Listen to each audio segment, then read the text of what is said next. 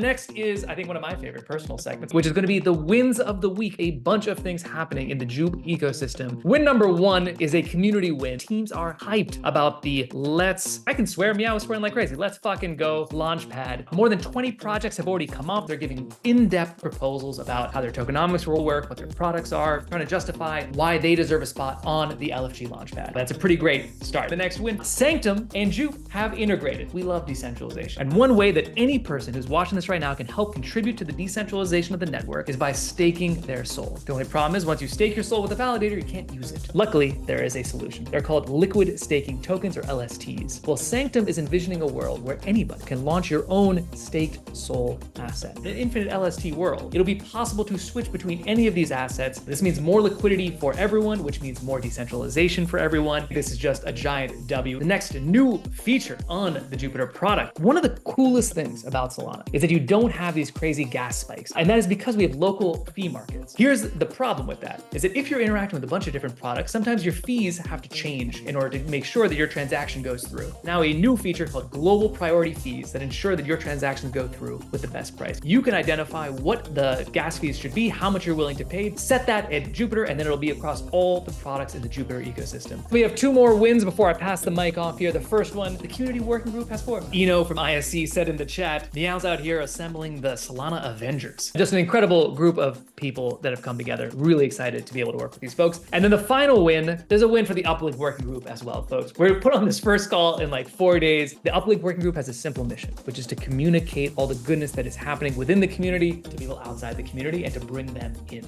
That is it for the wins of this past week. Some new integrations, some new partners, some new features in the community doing the Lord's work.